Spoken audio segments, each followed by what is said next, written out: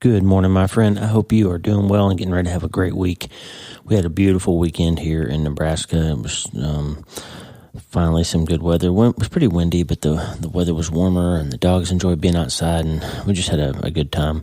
Great worship yesterday at the church, and ready to start the week here on a good start. But I got a couple things. The dogs didn't sleep last night, so I don't have the time to get you the episode I intended to get you this morning. The dogs have been up and making rackets, so I'm just going to give you an old episode that I think will be helpful right now, because we've had a lot of senseless tragedies lately, and a lot of bad things have been happening, and sometimes it's confusing. Like you think you're doing everything right, and you think you're really pursuing God, and something senseless happens.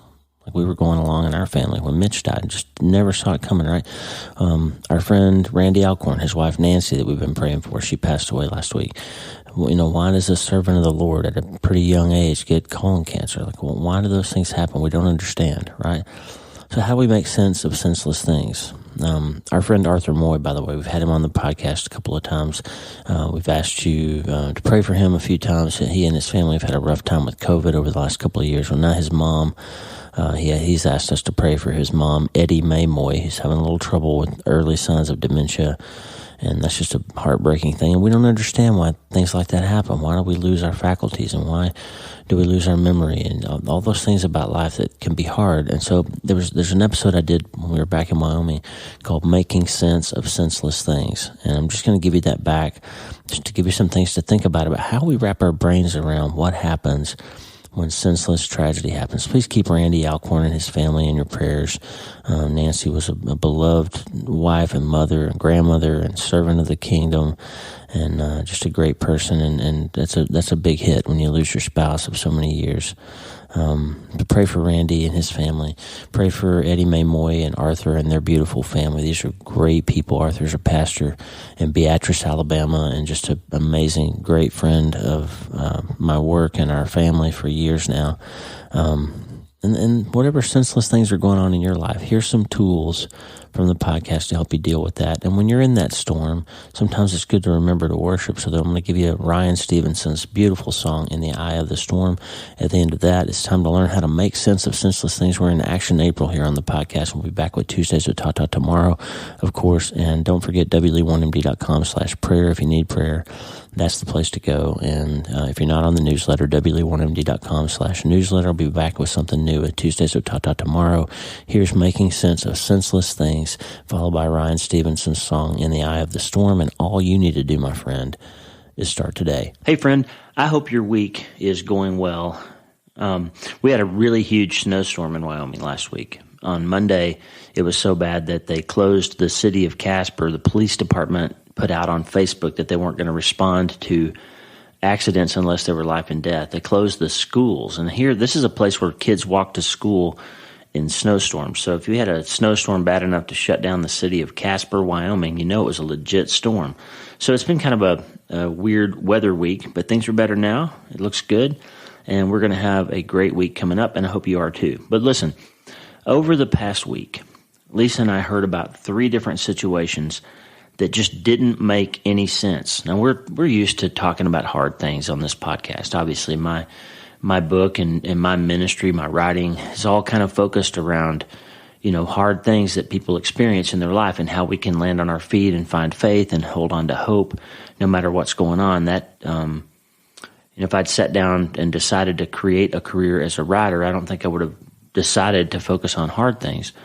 But it's just the way life plays out. And so, good writers are supposed to write what they know. My editor, Dave Lambert, said, writing is like opening a vein. Like you're supposed to bleed, and people are supposed to feel what's true when you write. And so, it's just the fact is that my whole deal as a writer has kind of focused around finding hope and holding on to hope, even when life proves to be hard or difficult. But even saying that, there are some things that you hear about, some things that you experience or learn about that other people are going through that are just senseless. They're harder than normal things. They're more unusual. They're less things that are common to the human experience, and they just seem senseless. So when things seem impossible to wrap your brain around, it leaves a lot of questions. Here's some examples. A guy that I knew when I was a kid. This week, my mom told me a story that this man, who's an elderly man now, was walking his dog, and a pack of a neighbor's unruly dogs came and basically attacked this guy's dog, and in the process of trying to fend these dogs off, they killed him. So basically an elderly man was sort of brutally killed by a bunch of dogs. And that's just senseless. That's a thing that you can't put your brain around. That family is left reeling, where their gentle, godly patriarch of their family is gone in such a terrible way. And you end up in this big situation where you're saying, why? God, why does something like that happen? And there was a young man that I heard about this week that basically just getting started in his life and his career, and he just had a stupid accident with a gun. He was cleaning a gun, had some oil in his hand, and he dropped it and didn't realize somebody hadn't cleared it, and it shot him. And he had a terrible injury that's going to be disfiguring and require a bunch of surgeries and rehab and maybe some prosthetics involved, and he's going to have a long list of questions in his life about where he's going and what he thought he knew, and what his life's going to look like now, because what he thought isn't turning out to be true after this really senseless, just crazy, wild accident that nobody could have predicted.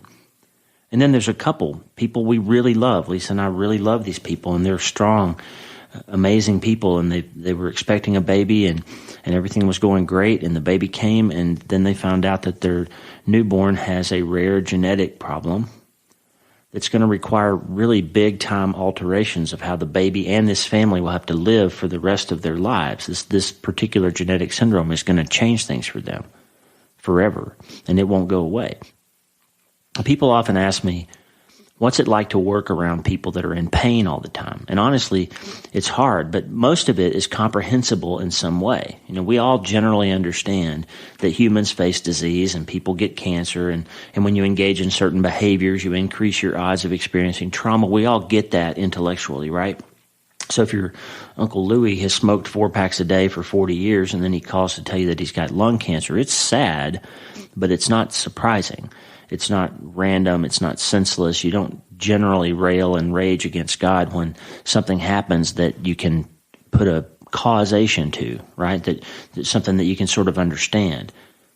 And I found this place of just trying to be a good doctor for people when they're having a hard time. When I can't fix something or save a life, I just still try to be a good doctor. And when we can't solve the medical problem, at least I know that I do everything I can to still be a good doctor. So if my medicine or my surgery can't help, I try to help people in other ways. And that really, honestly, that's what my book, I've Seen the End of You, is about.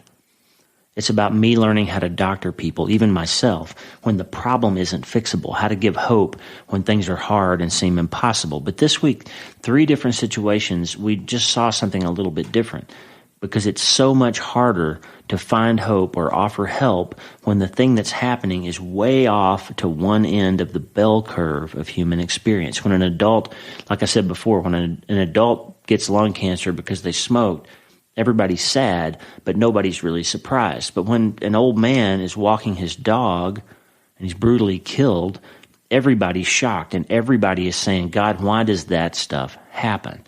And that gives opportunity for the atheists out there, if you're one of those folks. This is when you tell us, see, I told you, if there really was a loving God, that sort of thing couldn't happen. And sometimes I'm inclined to agree with you there. And when a good young man does everything right and then just loses his grip on the gun and ends up disabled and wondering where his life is going, nobody understands that. When an innocent newborn has to face a lifelong illness, when an excited mom and dad have prayerfully approached this delivery, and then they have to hear that their new baby has a disease that threatens the brain development, that threatens the child's cognitive function, and then that problem is never going to go away. Nobody understands that. So this episode is not going to dive deeper into those 3 stories. They need to be left where they are, and you just need to pray for those folks. And Lisa and I want you to. We're praying for them, and I want you to as well. But today we're not going to talk about those particular stories. Today we're going to look at the idea of how to make sense out of senseless things. Listen, life is hard, and it's beautiful. And the people who lose so much hope that they focus on the hard and lose sight of the beautiful are the ones who have a really hard time making it through. These are the people that struggle with addiction, with behaviors that offer short-term solutions but ultimately make the problem worse, or those who end up quitting on life altogether when it just becomes impossible for them to see a way forward. But I'm here as a bereaved father, as a war veteran, as a doctor who lives in the world of other people's pain every day to tell you that it is possible to keep going.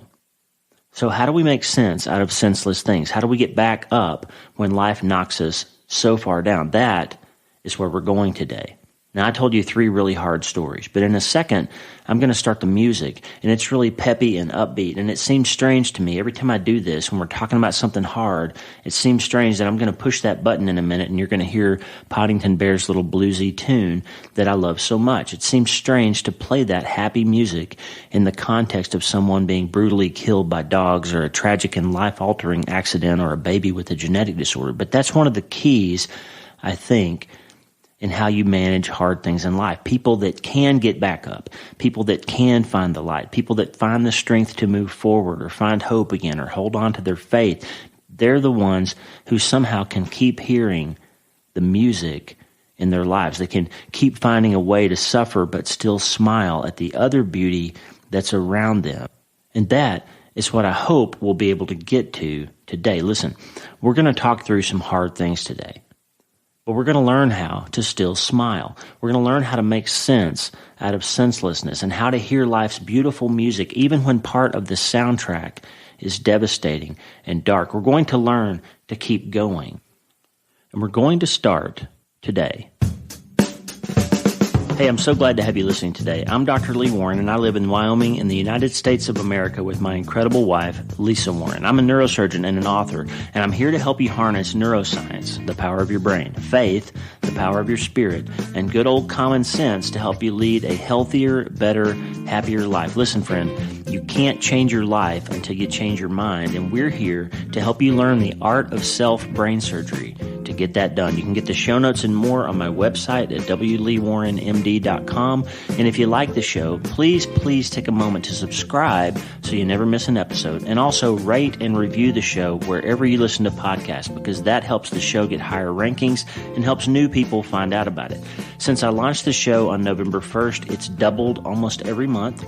We had our best month ever last month, and we were listened to in all 50 states and 46 other countries around the world, including, for the first time yesterday, downloads in the great country of Bolivia. So if you're listening in Bolivia, welcome aboard. We're glad to have you.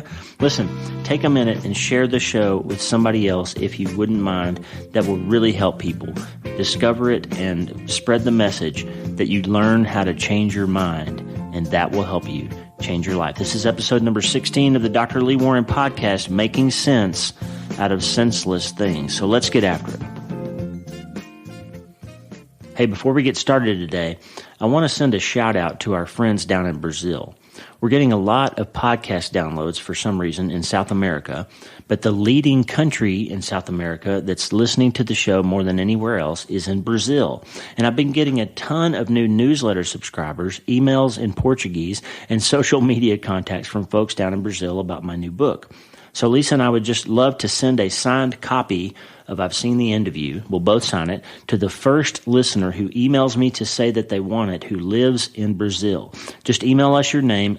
My email address is lee@drleewarren.com, lee@drleewarren.com.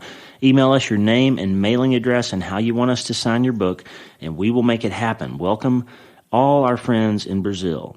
Okay, today, I'm going to get serious with you here again.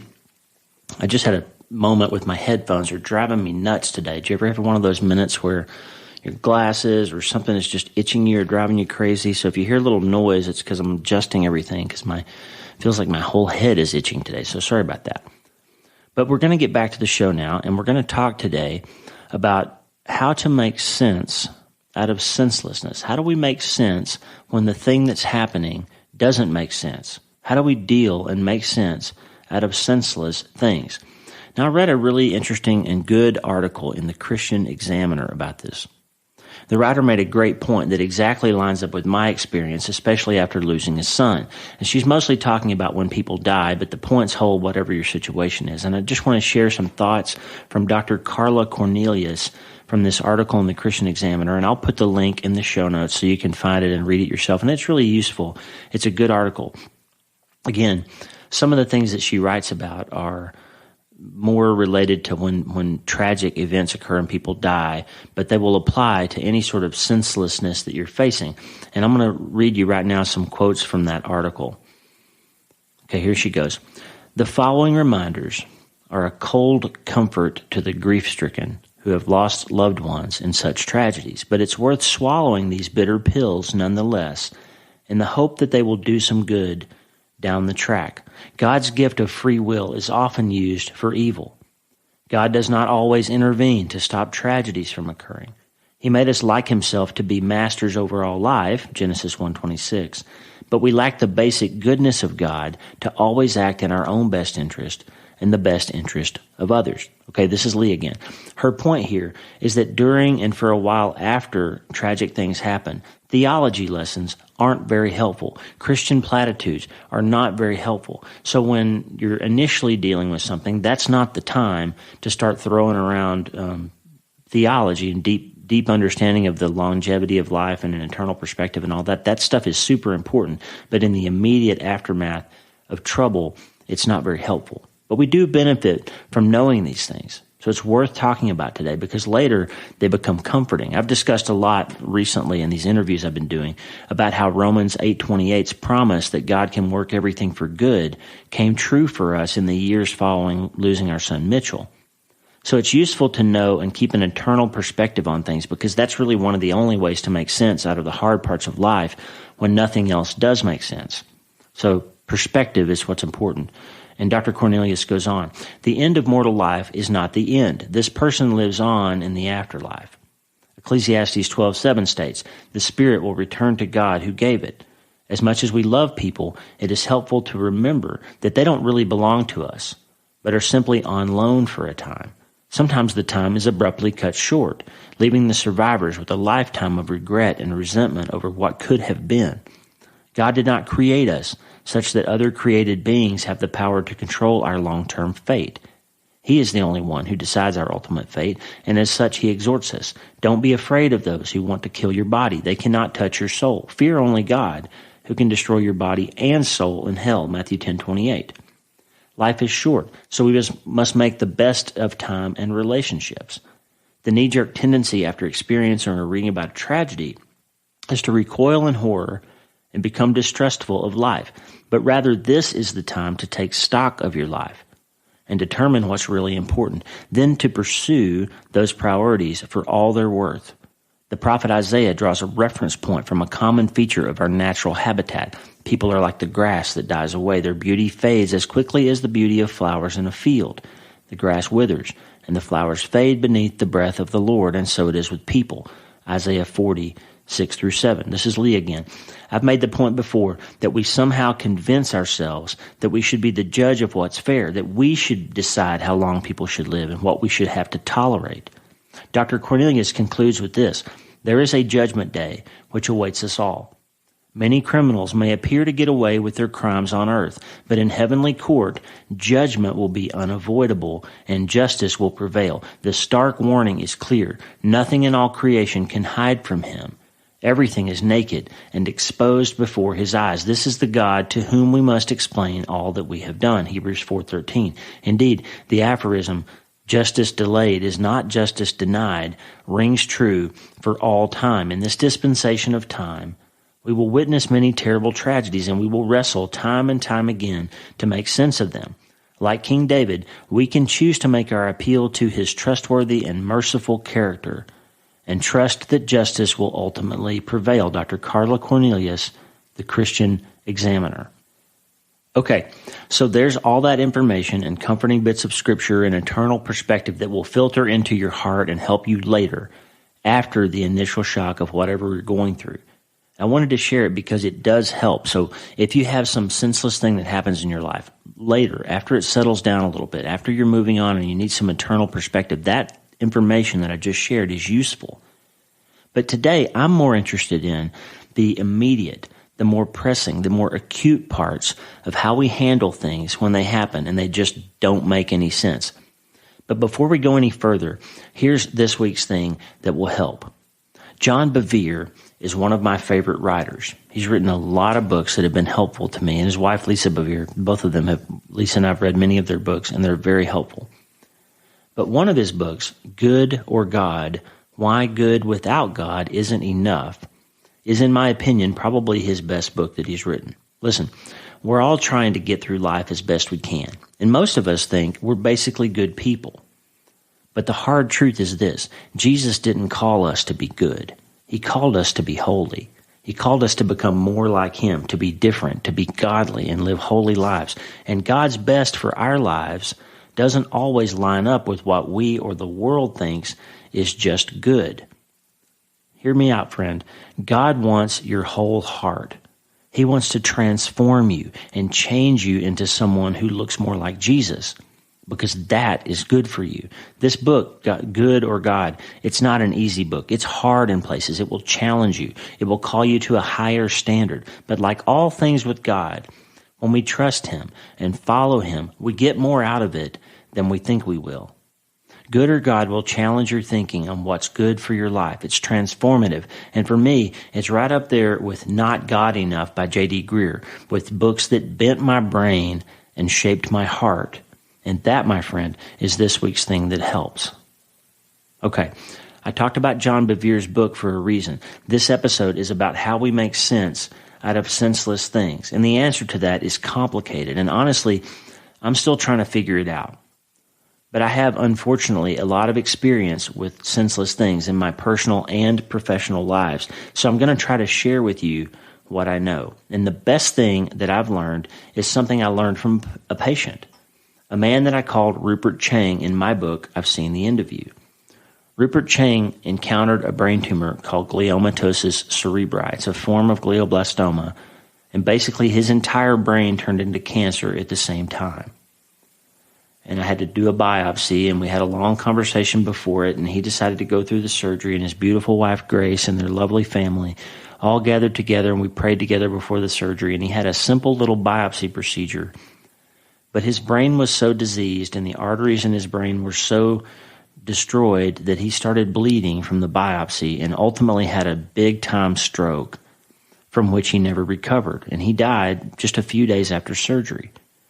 And it turned out on the autopsy that his entire brain was malignant. Pretty much every cell in this man's head was cancer, and he probably had less than a month to live anyway. But it turned out that Rupert had written his family a letter. And in that letter, he told them that he was praying that God would take him out and not make him experience any of the hard parts of living with cancer if he couldn't be neurologically normal, or if his long-term prognosis was really terminal, that God would just take him back to heaven now. And this is a man that had a story that he had been telling other people for his whole life of what he believed. And when he encountered something really hard, it proved to be true. He actually believed what he said he believed. And he actually lived out and took the steps to show other people and his family and me and everybody that took care of him that he really meant it when he said he had faith, that he really meant it when he said he believed that the life coming to him as a believer was better than the life he had now. Rupert Chang lived out a story that life's not about the events that occur, but about how we respond and react and grow and change through those events, and about the fact that we are really who we say we are. And so Rupert's story for me was about asking God to help, learning to ask God not to take the thing from me. It's okay to ask that, but when he says no, then I'm supposed to learn how to ask God to help me better respond, grow, and change to these challenges that life brings along. Now, this boy that I told you about that had an accident with a firearm, I wrote him a letter. His parents asked if I would reach out to him, and I did. I wrote him a letter. I haven't heard back from him yet, but I'm confident that I will at some point. And I just want to share a little bit of the letter that I wrote him, because he's in this place where he just recently went through something that from his perspective is completely senseless. There's no way to understand it. It's changed the arc of the future of his life forever, and it won't get better. Like the problem that he had, the injury, will not get back to normal at some point. And so I just want to share a little bit of the letter that I wrote him, and by means of helping you today getting a perspective on how to handle senseless things. Here's what I said to this young man. I came home from the Iraq War a different person. I went through a divorce, I got out of the military, and I moved from Texas to Alabama to be closer to my kids, and I was broken and alone. I was traumatized, and I didn't know what the rest of my life would look like. I bet you're feeling a lot of those things right now, too. This letter isn't intended to try to make sense of your accident or tell you some easy thing like it's going to be okay. No, your immediate future includes some hard things, surgeries, rehab, prosthetics, figuring out what your life will look like in the coming years. No, I'm writing mostly to tell you 3 things that I know to be true based on my experience, and to hope that these things will be beneficial to you. First, often the things that we see as roadblocks turn out to be gates. It takes some work to open them, to climb over them, or get through them, but the road that lies beyond is almost always worth taking, and it leads us to places we never thought we'd see. For me, after the war and my divorce, I married a woman named Lisa, who turned out to be the perfect friend and partner for my life. We married, we blended our families, and Lisa's love and encouragement led me to writing, to healing, and learning to live as the man I was made to be. I have no doubt that had I not met Lisa, I would never have survived the years after the war. I was suffering. I was lonely, depressed, and terrified, and she helped me see the light again. But I would never have found her if I hadn't been through the hard stuff first. Secondly, God gave us a promise in Psalm 144:1 that has been extremely helpful to me and has proven over and over to be exactly true. The verse says, "Praise be to the Lord my rock, who trains my hands for war, my fingers for battle." I realized when I was in Iraq that my surgical training had not prepared me for the horrors that I would face, being mortared and rocketed while doing surgery on blown up and burned babies and young soldiers. But somehow, I was able to perform under pressure. I never freaked out. I didn't go insane during it all. And every moment, it proved true that God had indeed prepared my hands for war. And in all the events I've been through since, my hands, if you will, my mind, my heart, my thinking, and often my actual hands, have always been ready. And I have absolutely no doubt that God can prepare you, even learning to use a prosthetic limb, even your mind and the fear, the frustration, the anger and doubt you must be feeling right now. I have no doubt that God has prepared you for that moment. But thirdly, and most importantly, losing this part of your body, going through this trauma, is not likely to be the hardest thing you will face in your life. I thought war and divorce would be the worst things I would ever encounter. But a few years later, Lisa and I lost our son, Mitch, who died when he was only 19. This letter isn't to tell you that I understand what you're going through, because I've been through stuff too. No, it's not that. I'm writing this part to say that what you're going through now will strengthen you. It will prepare you to better handle whatever else comes along in your life once you get through this gate. If I hadn't been to war, if I hadn't been through the gate of divorce and onto the road beyond, I would not have met Lisa, and she wouldn't have helped me heal from PTSD and overcome those demons from Iraq. And then she wouldn't have been there when Mitch died. And I know with no doubt that I could not have survived losing my son if I hadn't been through all those previous trials and if I hadn't had Lisa at my side. So I'll just hopefully encourage you with these words. What you're going through now, if you steer into it, trust God and your loving family and your own strength and resolve can turn out to prepare you to withstand anything else that comes along later. And it can be redeemed in a way that will help other people and encourage them as they hear the story of how you withstood the test, found your purpose, and honored God through the process. Now, I wrote a lot more in that letter, but the last part is what I wanted to share with you. Listen, friend, whatever you're going through, no matter how senseless and seemingly impossible it might be, it is not impossible. And it might not even be the hardest thing you ever face in your life, but it will be the worst thing unless you steer into it, unless you line up against it and see it for what it is. It is an opportunity to either collapse under its weight and give up and die on the field, or to stand up to it and let it become part of your story like Rupert Chang did and overcome it with God's help. The only way, my friend, to make sense out of senseless things, the only way to redeem them is to grow from them, learn from them, at least learn more of who you are and how faithful God is, how strong your family can become because you got through this time together. That's all I know. I know you can do it because He's prepared your hands for it. And that's a promise. So I'm talking to you, to the family that has to band together with their newborn to face a lifelong illness. Listen, we, your friends, and the world, we need to see the inspiring story of how it made your marriage stronger, of how it made you smarter and more committed to God's plan for you. To the families who lost people or to those who have been through horrible traumas, we need to see you overcome that, to see you prove out God's promises, and to see your story teach us what to do when we're the ones suffering some senseless thing. Listen, friend, you might not currently be going through something that doesn't make any sense, but you probably will at some point in your life. And I just want to use this episode, this time we have together today, to give you some tools and some inspiration to know, number one, it doesn't have to be a roadblock in your life. It doesn't have to be the cliff that you fall off of and never get back. As long as you have breath, whatever you're going through can be something that can turn out to lift you up and give you an opportunity to grow and change and refine your story as someone who withstood a great trial. And that can then in turn be used to help and inspire and uplift others. It's not helpful in the short term to tell someone when they're going through something hard that they can use it to help other people. It's not the time for that.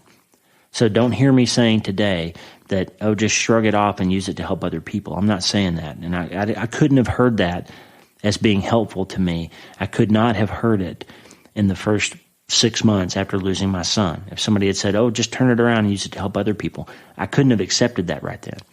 But I'm here to tell you that you can and you will survive it if you stand up to it and face into it and let God help you have the strength to get through it. You will. And over time, the way to redeem that senseless thing is to let it inspire other people through your story of how you made it through.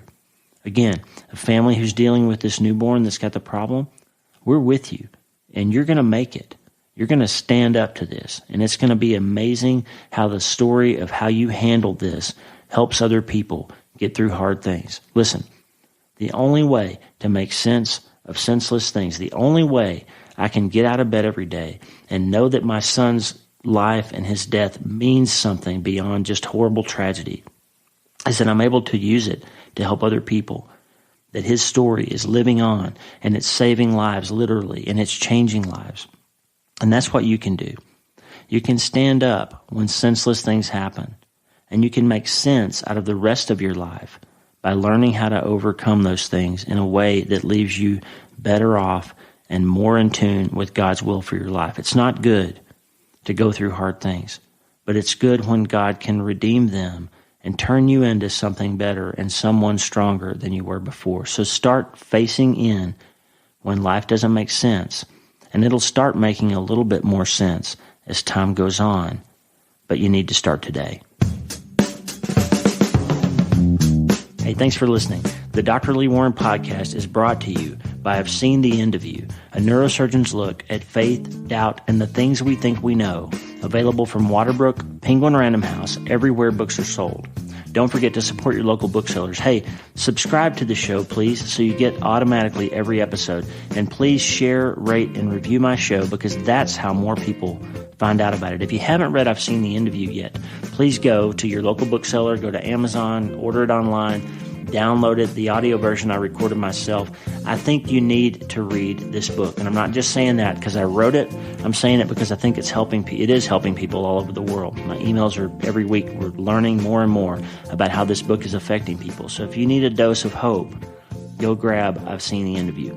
Go to my website, wleewarrenmd.com, for more information about my letter, this show, my books, and more. And the theme music for the show is Blue Highway by Poddington Bear, available for free via freemusicarchive.org. Remember, friend, you can't change your life until you change your mind, and you have to start today. I'm Dr. Lee Warren. God bless you, and have a great day. In the eye of the storm, you remain in control. And in the middle of the war, you guard my soul. You alone are the anchor when my sails are torn. Your love surrounds me in the eye of the storm. When the solid ground is falling out from underneath my feet, between the black skies and my red eyes, I can barely see. When I realize I've been sold out by my friends and my family, I can feel the rain reminding me. In the eye of the storm, you remain in control. In the middle of the war, you guard my soul. You alone are the anchor when my sails are torn. Your love surrounds me in the eye of the storm. When my hopes and dreams are far from me and I'm running out of faith, I see the future I picture slowly fade away. And when the tears of pain and heartache are pouring down my face, I find my peace in Jesus' name. In the eye of the storm, you remain in control. In the middle of the war, you guard my soul. You alone are the anchor when my sails are torn. Your love surrounds me in the eye of the storm.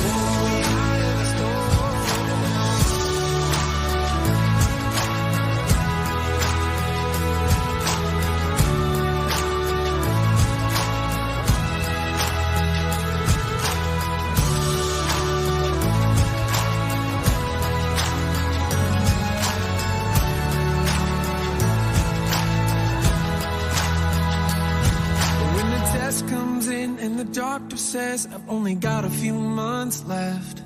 It's like a bitter pill I'm swallowing. I can barely take a breath. And when addiction steals my baby girl and there's nothing I can do, my only hope is to trust you. I trust you, Lord. In the eye of the storm, you remain in control.